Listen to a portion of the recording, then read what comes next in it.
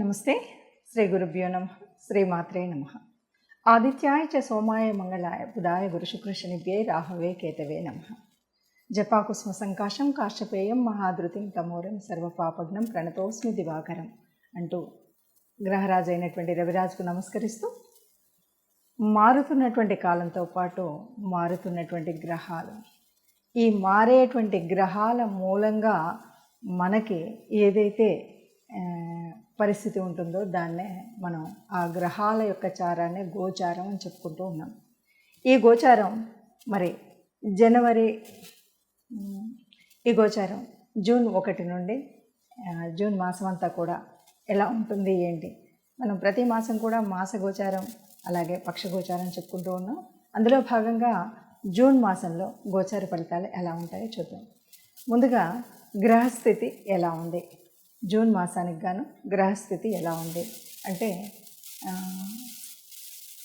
మీనరాశిలో రాహుతో పాటు కుజుడు ఒక్కరోజే ఉంటాడు జూన్లో కనుక చూస్తే. జూన్ మాసానికి గోచార స్థితి కనుక చూసినట్టయితే మీనంలో రాహు, మేషంలో కుజుడు. ఇక వృషభంలో కనుక చూసినట్టయితే దాదాపు 4 గ్రహాలు అక్కడే ఉంటాయి.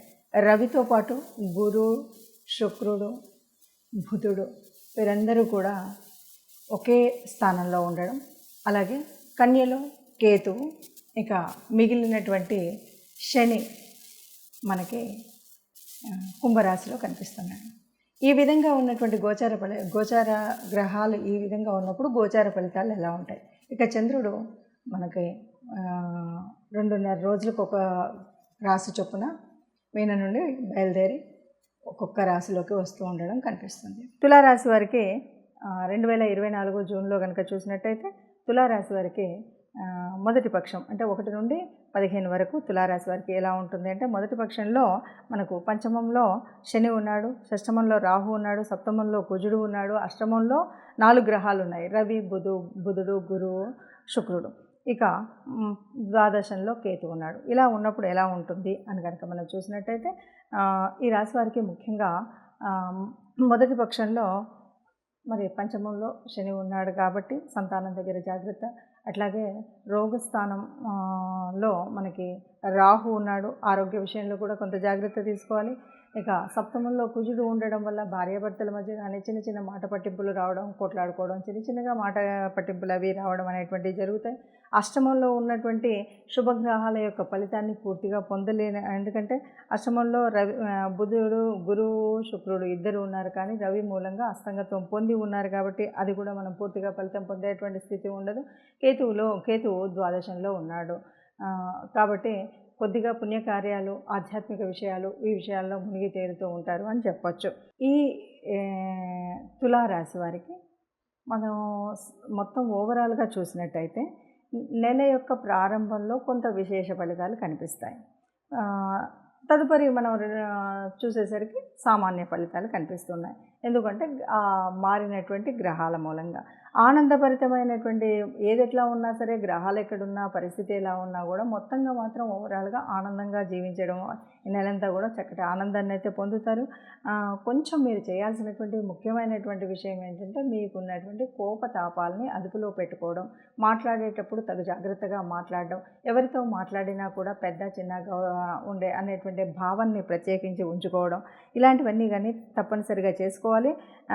కొద్దిగా మనకి ఈ గొంతుకు సంబంధించినంత వరకు ఏదైనా జబ్బులు సోకేటువంటి, అంటే వేడి చేసి బొంగురుపోవడం కానీ, టాన్సిల్స్ రావడం కానీ, ఏదైనా లోపల ఈ గొంతుకు సంబంధించినటువంటి ఏదైనా చిన్న ఇబ్బందులు కలిగేటువంటి పరిస్థితి ఉంటుంది. కాబట్టి కొద్దిగా జాగ్రత్త తీసుకోవడం, వైద్య చికిత్స చేయించుకోవడం అనేటువంటిది తప్పనిసరి సూచనగా చెప్తూ, ఓవరాల్గా ఈ రాశి వారికి చెప్తే మొదటి పక్షంలో ఉన్నంతగా రెండవ పక్షంలో మనకి ఉండకపోయినా ఆనందానికి మాత్రం లోటు లేకుండా మొత్తంగా మాసం అంతా కూడా చక్కటి ఆనందంతో అందరితో మాట్లాడుతూ, అయితే మాట్లాడేటప్పుడు మనం తీసుకునేటువంటి తగు జాగ్రత్త కనుక తీసుకున్నట్టయితే అందరితో కూడా చక్కగా ఉండగలుగుతాం, ఏ ఇబ్బంది లేకుండా ఉండగలుగుతాం. మనం ఆరోగ్య పరిస్థితి కూడా మెరుగుపరుచుకున్న వాళ్ళం అవుతాం.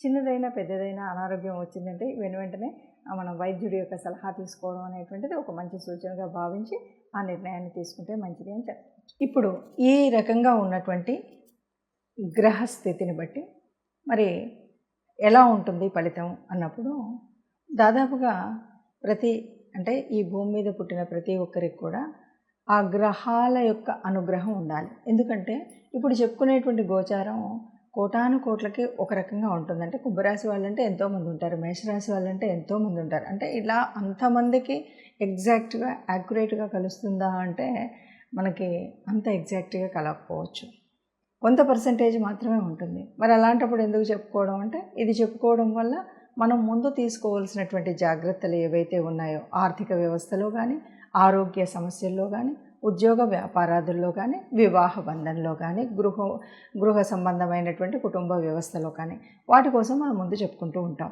మరి నిజమైనటువంటి గ్రహముల యొక్క స్థితి ఎలా తెలియాలి అంటే మన యొక్క పర్సనల్ జాతకం ఎలా తెలియాలి అంటే తప్పనిసరిగా మన యొక్క జన్మ కుండలిలో ఏ ఏ గ్రహాలు ఎక్కడెక్కడున్నాయి, ఏ దశ నడుస్తుంది, ఈ దశతో పాటు మరి జన్మకుండలిలో ఏ గ్రహాన్ని అంటే లగ్నాన్ని ఏ రాసులు చూస్తున్నాయి, రాసుల్లో ఏ రాసుల్లో ఏ గ్రహాలు ఉపస్థితిలో ఉన్నాయి, అంతేకాదు దృష్టి ఎలా ఉంది, యుతి ఎలా ఉంది, ఏ రాశి యొక్క దశ అంతర్దశ నడుస్తుంది, ఏ గ్రహం యొక్క దశ అంతర్దశ నడుస్తుంది, ఈ విషయాలన్నీ కూడా మనకు తెలియాల్సి ఉంటుంది.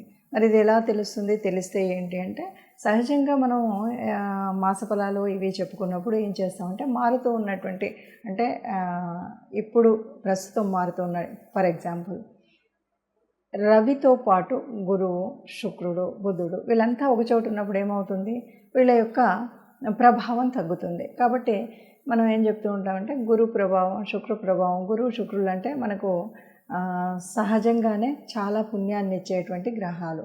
అలాంటి గ్రహాలు అస్తంగత్వంలోకి వెళ్ళినప్పుడు కొంత అనుకున్నటువంటి మనకు అశుభ ఫలితాలు రావు, అశుభ గ్రహాల మూలంగా వచ్చేటువంటి ఫలితాలు రావు. కాబట్టి మనం ఏం చేయాలి అన్నది మనం చెప్తూ ఉంటాం. అందుకను జన్మజాతకం జన్మకుండలి ఉండి జాతకంలో ఉంటే చూసుకుంటే అది ఒక విధానం.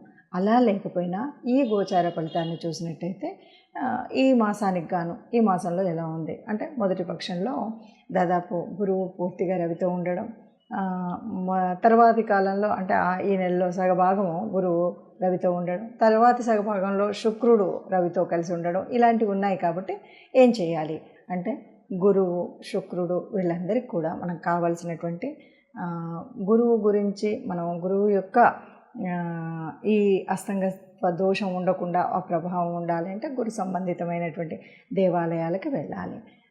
అంతేకాదు ఆ గురువారం రోజు కాస్త పసుపు వర్ణం ఉన్నటువంటి బట్టలు కట్టుకోవడం, లేకపోతే ఎవరికైనా ఏదైనా ఎప్పుడైనా దానం ఇస్తున్నామంటే ఆ పసుపు వర్ణం, లేకపోతే శనగపిండితో చేసినటువంటివి ఏవైనా దానం ఇవ్వడం, ఇలాంటివి మనం చేస్తూ ఉంటాం. అంటే అలాగా శుక్రగ్రహానికి వచ్చినప్పుడు కూడా అదే పరిస్థితి. అంటే గురువుడు, శుక్రుడు వీళ్ళందరికీ సంబంధించినటువంటి దాన ధర్మాలు చేయడం, ఆ సంబంధితమైనటువంటి దేవాలయాలకు వెళ్ళడం.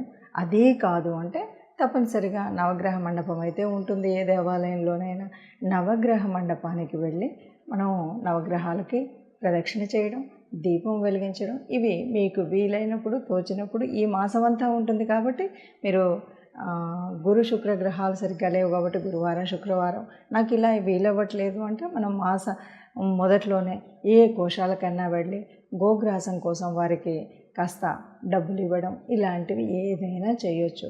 లేదు ఇవేవి కాదు మరి వాళ్ళు ఇస్తారో వాళ్ళు పెడతారో పెట్టరో గోగ్రాసం, ఇలాంటి అనుమానాలు మనకు చాలా ఉంటాయి. కాబట్టి అలాంటి పరిస్థితుల్లో మనం ఏం చేయాలి అంటే మీకు వచ్చినటువంటి గురు స్తుతి, అట్లాగే శుక్రగ్రహానికి సంబంధించినటువంటి స్తుతి ఇవి చేసుకోవాలి. అట్లాగే మరి శని ఉన్నటువంటి ప్రదేశం, శని యొక్క దృష్టి, ఇవన్నీ కూడా ఈ మాసంలో మనకు తగులుతున్నటువంటి గ్రహాలు ఏవైతే ఈ రాశులు ఏవైతే ఉన్నాయో అర్ధాష్టమ శని ఫర్ ఎగ్జాంపుల్ వృశ్చిక రాశి అర్ధాష్టమ శని ఉంది. ఏం చేయాలి, శనికి సంబంధించినంత వరకు మనం అభిషేకానికి శివాలయానికి వెళ్ళి అభిషేకం చేసుకోవడం, లేకపోతే శని స్తుతి చదువుకోవడం, ఇలాంటివి చేసినట్టయితే మనకు ఉన్నటువంటి ఈ మాసం అంతా కూడా ఉన్నటువంటి గ్రహ దోషాల వల్ల లేకపోతే సరి అయిన స్థలంలో గ్రహాలు లేకపోవడం వల్ల ఉండేటువంటి ప్రభావం ఏదైతే అది తగ్గుతుంది. దానికోసం మనం ఈ చిన్న చిన్న పరిహారాలు చేసుకుంటే సరిపోతుంది. అందరూ సుఖంగా ఉండాలని, అందులో మనం కూడా ఉండాలని భావిస్తూ సర్వే జన సుఖినో భవంతు.